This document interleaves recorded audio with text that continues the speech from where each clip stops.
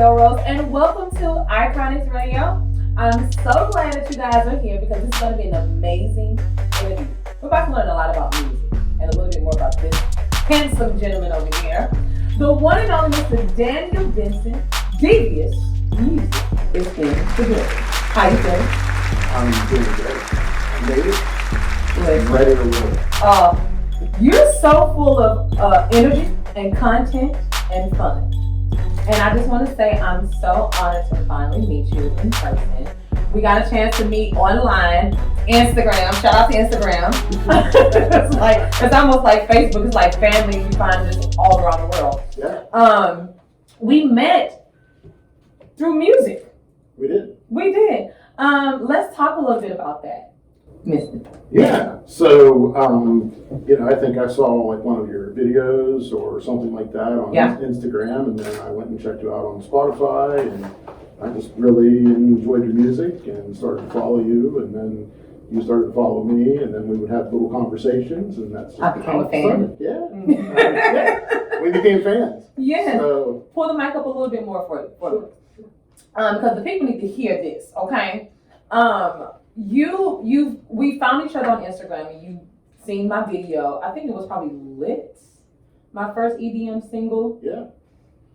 So proud of that video. And then I started looking at stuff that you was doing, because you were always putting up videos talking about music, and you put me on your playlist, and you introduced me to another dimension of music. Did you know that? I did not know. No? Well, thank you. Cool. Let's talk about your work and how you describe your work, because you're not just a producer or a composer. You do it all. You're like a one-stop shop. Yeah. So in my day job, I'm a marketing specialist and executive, and I've done that for years. Yeah. And so marketing is a creative venue as well as music. So that's why it's such a great fit. So I just kind of put the two together, and I've always made music, but never really taken it to a serious level until a little bit over a year ago, and began to go public with it. Literally. Yeah. And then so now I'm starting to understand a lot more, because when you say that you do marketing, now I can see where you were doing all of the playlists and promoting different artists and tagging different, like you were marketing music, but you were also marketing artists as well. Yeah, because I think that it's a reciprocal business where you have to,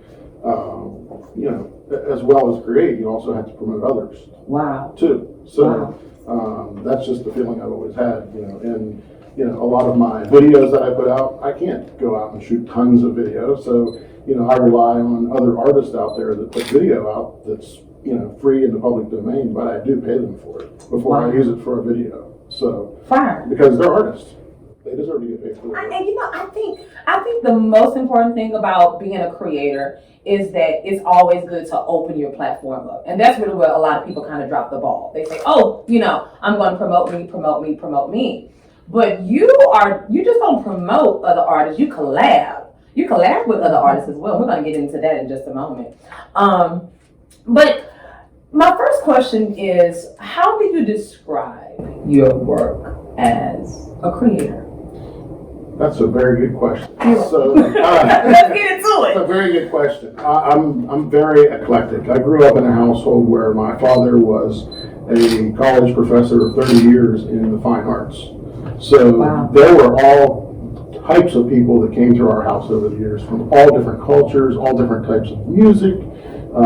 Famous musicians that came through, that came to the college where I grew up, and Ravi Shankar, who's passed away, who taught the Beatles how to play the sitar and taught John Lennon. Wow. He stayed at my house. I didn't know that. Wow. When I was like 3 or 4 years old, because there was nowhere else to stay in town.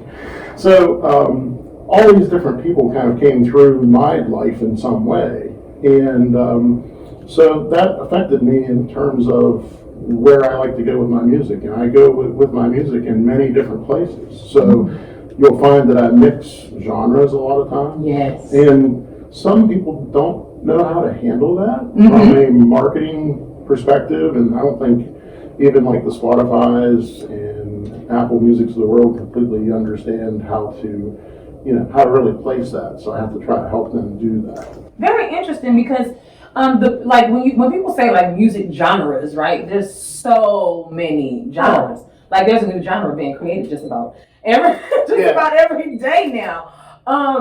But within you doing what you do, someone had to like literally influence you. I know you just mentioned some names, but is there anyone that actually stood out that literally influenced you to do music?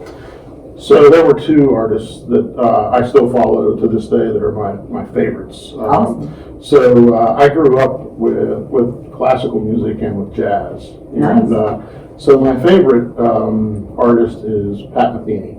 Okay. And Pat Metheny is, he's huge. A lot of people don't know him because he's in the jazz community, but a lot of the things that he does, that's the jazz is just kind of the label. It's not necessarily exactly everything that he does. Yes. I also love Jean-Michel Jarre, who's kind of known as the originator of EDM and electronic music. He's kind of the father of that genre. So I listened to him back whenever he put out his first, album back in 1974, I think it was, and it's still huge to this day. So I mean, he's a Frenchman. So, go figure, What's up, Frenchman? Listen, so literally, like what you just did, you like went here all the way to like over there. Your favorite artists are in two totally different worlds. Jazz and EDM. Wow. And I think what most people don't do is they don't open their minds up to diversity. And what you're doing is making everybody know you have to be open to be open to all music. Right. I think that's awesome. And it literally, what I'm learning more and more about you is it all makes sense now. Because when I listen to your playlist, I'm like, yo, there's so many different sounds, so many different things happening, but it's fun. Like, okay, I'm gonna tell you the truth. So I worked out to one of your playlists before, and before I looked up, I had burned like 1,000 calories. I'm like, wait a minute, it's only 15 minutes. What's going on? I'm like here for it. So thank you for the 1,000 calories. Where are you originally from? And what was it like for you growing up in the sense of when did you know that music was what you wanted to do? So I was kind of forced into music in the beginning. Fun. Yeah. Imagine that. There you go. So at 6 years old, I had pretty severe dyslexia. So I was writing numbers backwards, putting numbers in the wrong place, putting things upside down. And so my parents took me to different neurologists and psychologists to try to give me help. And they said that learning how to play a keyboard was the answer because of the hand-eye coordination thing. And so it worked. So, I still transpose a number here or there from time to time, but it's pretty rare. It's called a gift. Usually it's my favorite. Whoa! And okay, and so this is so interesting. So when you got your first keyboard, did you know exactly what this would lead you, or did you just No. The first 4 years were, just doing learning a little bit of scales and, just general things, nothing that I even knew. Wow. So I actually kind of hated it for a while. Until I started to get my piano teacher started giving me some jingles, from the old Coke commercials. Coke is it, all these old commercials. So, and YMCA, and all these tunes that you heard back in the day. And so once I heard those, and then I could get to play them, then it was it clicked. And so then once I got introduced to Pat Metheny, I was introduced to his music by just a friend of my father's brought a tape to the house, and I'm I've been doing classical music all the way up until that point. And I'm like, what is this? I got to try this out. And so that really kept beginning the path into more music. And then I got into jazz in college because the band director just said, hey, you play piano, come over here and give it a shot. And then there you go. And then, wow. yeah. This is so interesting. The doctor like supposed to be giving you medicine. He's like, no, just get the baby some piano lessons. Oh, my mom stood over me with an egg timer and like, oh yeah. Wait a minute. Talk about pushing away the pills. Just give the baby a keyboard. I'm here for it. Wow. Shout out to your doctor because look at you now. And shout out to my mom And for standing over me, making me practice for like those first 4 years. let me tell you. Okay, so hey mom. Shout out to your mom. Let me tell you what my problem was. When I first got my keyboard, my grandmother was like, okay, look, we got to find something for her to do because she's just running around. So I got a keyboard and she was like, okay, now it's time to get you some piano lessons. I could not sit still. All I had was C in it body, and I was like, look, what time are you getting out of here? I would not sit still. I wanted to be up and like literally moving around. So it makes a lot of sense now. Me and you two of a kind. Just so let's talk a little bit more about so you get into college, right? So you get through school, you're in college now. When did you find yourself becoming more of a businessman? Because most artists and that musicians, they just do the music and just stick to whatever. But you've been able to mash your career in with your passion. It's like a pretty good mix. So once I got out of college, I still played for like weddings and for church, and eventually the church ladies kicked me out because I was jazzing up music, and so praise and worship turned into like a whole nother. So after I got out of college, I played with a couple of professional musicians out of Pittsburgh, and one guy by the name of Lee Robinson, who is just a wonderful saxophonist. He still is going to this day, and he invited me to come out and play with his band one night. And I'm like, do I want to turn this into a thing at some point or what, And so I went to play with his band, and man, did I suck. Okay. And that was the best thing, though, because to be the actual worst person in the band, you learn so much. So at that point, I learned that, probably being a professional musician, actually like playing out, is probably not going to be my thing. But I really enjoyed music from the college days, and so there was kind of a gap. There was kind of life happened for a while, and then technology came about to where you could produce music on a computer, and Apple came out with software. It was called Soundtrack. It was the precursor to Logic Pro, and so I bought that and had my keyboard set up at my house, and I started to bring out some old things that I had worked with, and that's kind of how it kind of took off. And during the pandemic, I'm like, well, why don't I just try to take this public now? I have this material, and I've tried all these things. I know how to mix from the old analog days and master from the old analog days. Let's just put it to the test. Wow. And then once you cut on that camera, it was all magic from there. Like literally, I remember looking at my DM saying, I saw you message me saying, I love, I like your music, you sound good, blah, blah, blah. I'm like, okay, cool. Because, you get one message and you're like, okay, you'll never hear from this person again. Yeah.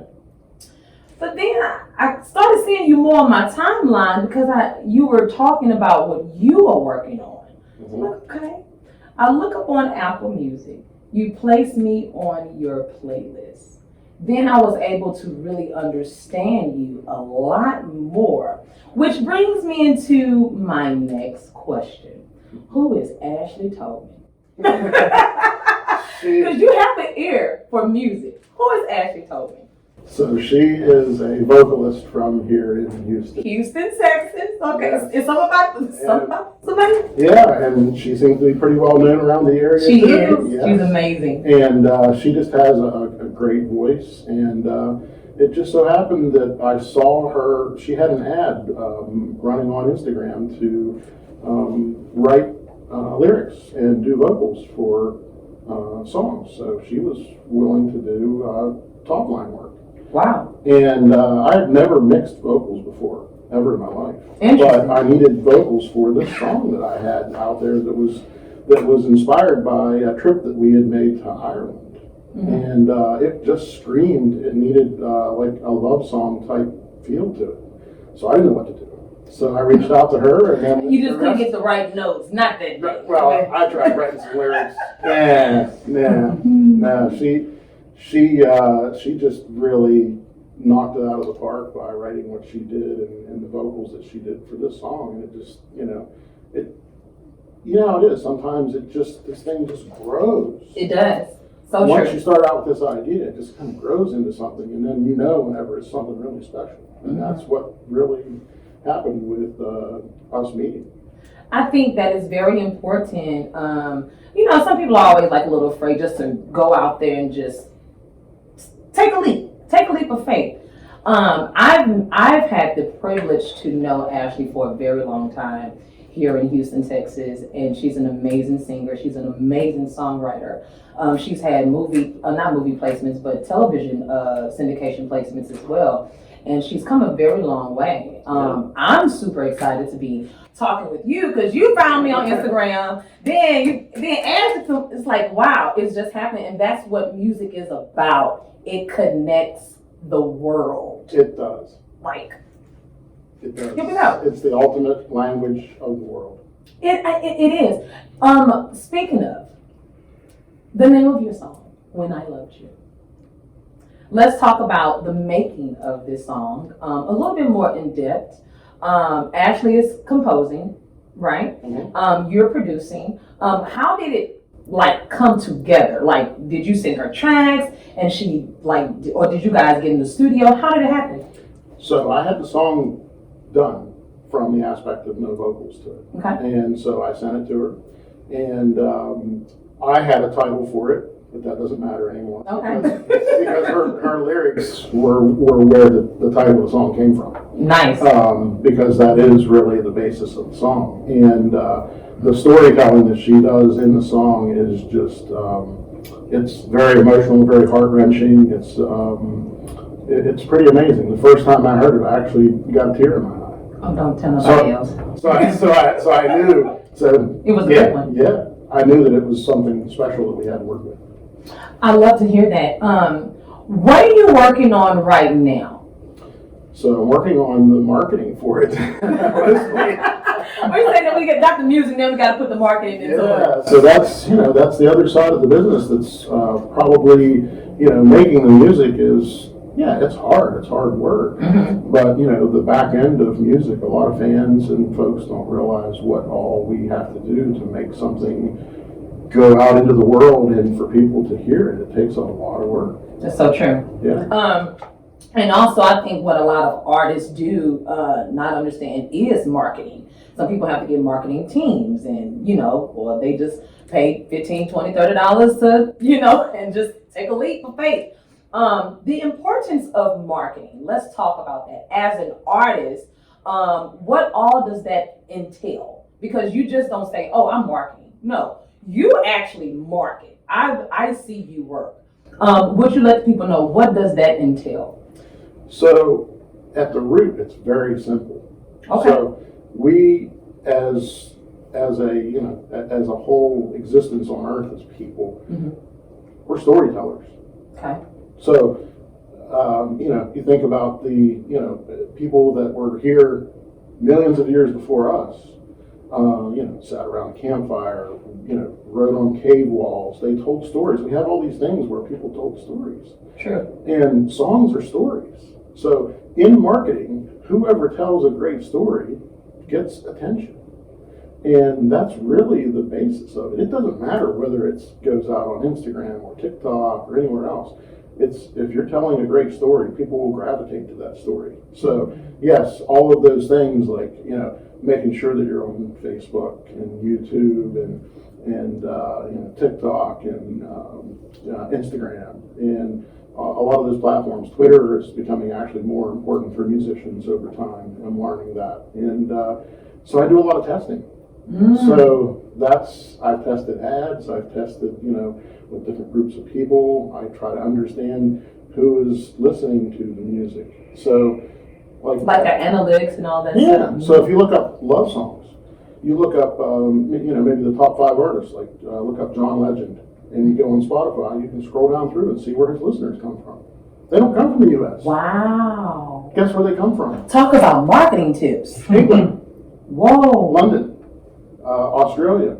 Los Angeles is the only city in America where he has a pretty large following. The rest of America, that's not his listenership. We're not, okay. But I started to look at the love songs, and so the top. You look at Alicia Keys. Let's say I looked at John Legend. Looked at I'm trying to think who else. But you look at it, and it was all pretty much the same pattern. Their audience wasn't here in the States. So what I'm learning is with my music, the audience is clear around the globe. So I have to post stuff at 4 o'clock in the morning. I have to set up software to post it at 4 o'clock in the morning. I'm not staying up. Wow. When I tell you, I never thought about that at all. That is genius. So y'all, if y'all didn't get no notes from this, go back and listen, because this is good. How many instruments do you play? Because I heard you say like 3 when you first came in, but how many instruments do you play? So I play keyboard as my main instrument. Mm-hmm. I played bass drum before in concert bands and marching bands. And then I've also played a little bit of bass guitar. Just a little bit. A little bit. You can just one-stop shop. Yeah. Okay. Where can people find and support you? So I'm in a lot of places. So I put out all of the things that I produce go on SoundCloud, and that's where I test a lot of things out. So if people want to hear the whole gamut of everything that I do, SoundCloud is there. Also Audio Mac. And then whenever it gets into distribution to everybody, Spotify, Apple, YouTube, all of the main music platforms. There's dozens of those platforms throughout the world. And you also find me on Peloton and all kinds of different devices and things like that. Just marketing, just anyone. And what are they supposed to type in? How do they find you? So they can find me. A good way to find me is if you are, if you hear something or you hear this music that you're not sure of. I get Shazammed a lot of places. Really? Yeah, I get Shazammed like in all over crazy places. But to find me, DVous Music, DVous, and you type that in, and I'll come up on many of the major platforms. Next 5 years, what's in the future for you? So, that's something I really don't know. Which is great. I'm excited about not knowing because, I'm still developing my thing. Yeah. I don't know what else you call it. I think we're all doing that as living in the moment. Yeah, yeah. I think that thing eventually kind of comes out over a period of time once you get, like I have an album that I first put out, and it was all EDM music, but it had a mixture of some techno in it and a little bit of hip hop in it, and just a sprinkling of things. And so there were some influences in there from some of the artists I was talking about. So that it always enters the picture, no matter what you do. You've heard other music that's always going to affect your brain, and that's going to come out in some way in what you create. And so I think that over the next 5 years, I'm hoping that it becomes more than a hobby. There you go. So that's hands down. Right, and that's why I'm here. Is I want to take it more seriously. And do something. And you're a family at Iconix Radio. Period. Welcome home. Listen, I'm so glad to again just be. It literally started from Instagram. One single of mine I put out, and we've had a musician friendship for a long time. And this is my first time genuinely meeting you, and I'm so honored. So proud just to know you, and just like your hustle and your grind, your passion for the music has brought you to Texas. And once again, thank you so much. Well, that's what attracted me to come here to be with you all, because I know you're doing the same thing. Yes, sir. And yes, sir. There's just a lot to be said for that. Period. Okay. And Go ahead. I think Ashley buzzed me. So. Oh, she did? She did. Okay. Now look. I'm going to ask you a question, and I want you to tell me the truth. What do you consider good music? Good music is music that has been orchestrated in some way that makes it unique. Okay. Period. Okay. And I like lots of different music, and it has to have a sound where somebody actually took effort to put something special together. Yes. You know, I was listening to Cypress Hill the other night. Come on, turn up, right? Turn up, let's I was listening to go. that the other night, and I'm like, it's just such a great song. It is. Like, It it gets you in a great mood. Yeah. You know? What time was it when you was it wasn't 4 in the morning there, was it? If it's orchestrated well and it makes me feel something, Yes.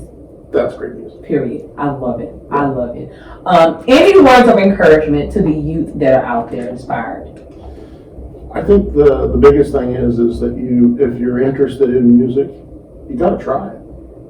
You know, if you're in a school where you can get in a band or you can learn an instrument, it might not be the instrument you want to learn at that time, but, you know, give it a shot. And, you know, make sure that you find somebody, a teacher or a mentor, that allows you to play things that you're familiar with as well to keep interest. Because I probably would have lost interest if it wasn't, you know, for me kind of keeping going with my mother and my teacher pushing me along. Yeah. I just love him, guys. So amazing, so full of knowledge, so full of talent, and but we're gonna play a game now. Want to play a game? I'm game. Pennsylvania Stand Up is about to go down. All right, now I'm going to ask you a few questions, and I'll give you a few options to choose. You can use your lifeline. Okay. Okay, so we're going to play a game. You want to play a game? Yeah. Are you sure you want to play a game? Absolutely. Okay. Pennsylvania Stand Up, and you can also use your lifeline as well. Okay. All right. Okay, so Mr. D, I'm going to ask you a few questions. I'm going to give you some options, some answers, and you just give me the right one. Okay? Got it. All right. Also, shout out to my good friend, Mr. Mickey Housley. Again, that's my guy. Y'all go and check out his book. Here we go. Game face. On. Here we go.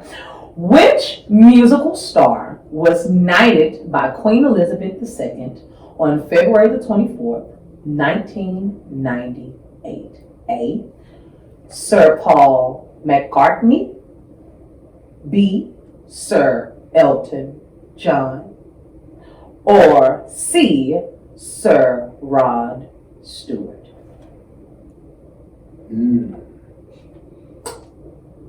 Go figure. I have to go with Elton John. Yes, you would. That is correct. Thank you. Here we go. Next one. Which superheroes have the ability to fight in animal transportation? A. Teenage Mutant Ninja Turtles. Okay, sorry. I'll be good. B. Transformers. Or C. Mighty Morphin Power Rangers. Okay, I wanted to be the pink one. I did. Sorry. What you got? I'm not big on superheroes, so Transformers? Transformers are cars. It was the Power Rangers. Power Yeah, Rangers, I know. But that's okay. It's been years. We're not going to tell nobody else. Okay, here we go. I know you know this one. In the 90s, what was originally used to access the internet? A. Google. B. America Online, or C. AT&T. America Online. Period. And you know this, man. I love it. Okay. All right. In what year was The Lion King released? A. 1992. B. 1994. Or C. 1990. Ooh. Lifeline? Man, you put those close together. Let's go. Lifeline. I have to go with the lifeline on that one. 94. 94 it is! Let's go, Lifeline! 94. Lifeline for the win! All right. All right, here we go. Which famous girl group of the 90s sung the theme song to the hit sketch comedy TV show All That? A. Martha and the Vandellas. B. TLC, or C, The Supremes?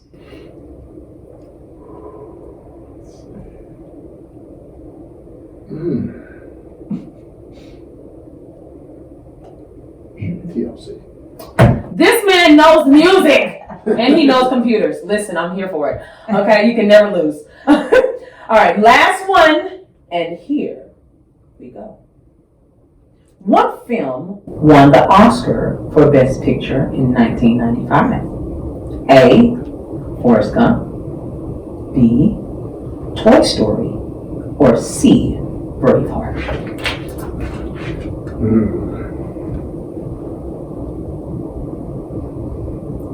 I'm going to go with Toy Story. Final answer?